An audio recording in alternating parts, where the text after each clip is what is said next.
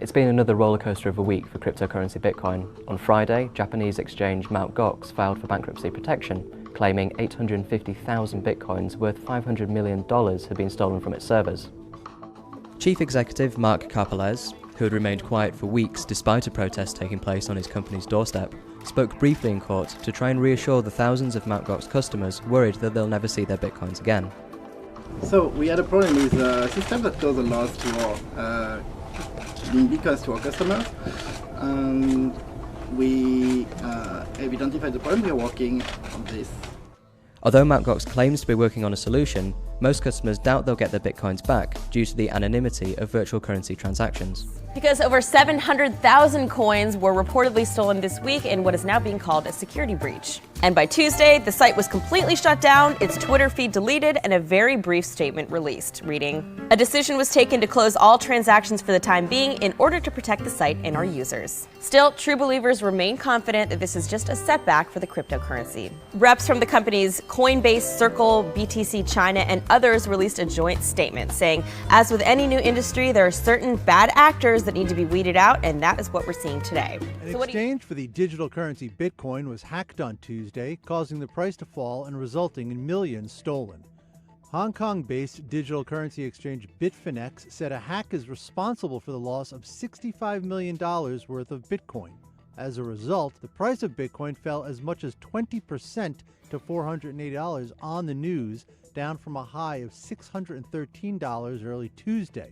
The price has climbed back to about $550 as of Wednesday.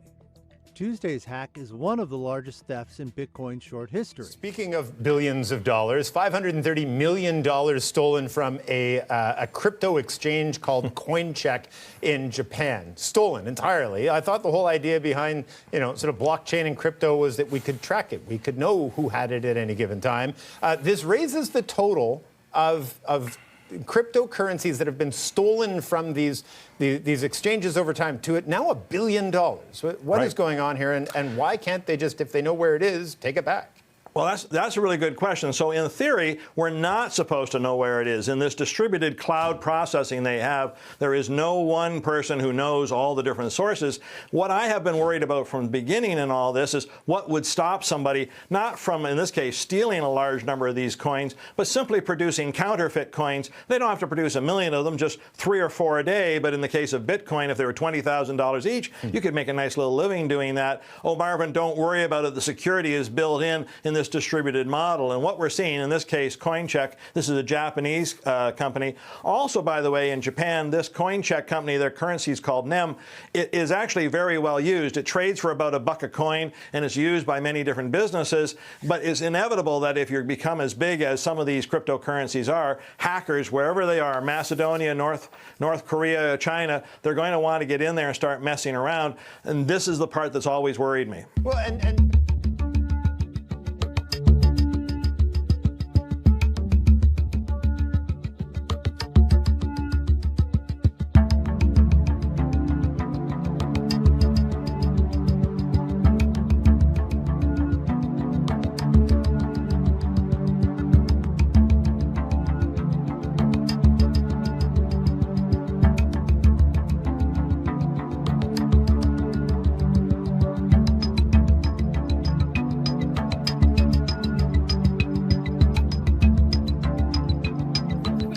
exchange Ubit is filing for bankruptcy following a series of hacks. In the latest incident, cybercriminals actually stole nearly a fifth of its client holdings, about 17% to be exact. It's the second time this year that the exchange has been raided.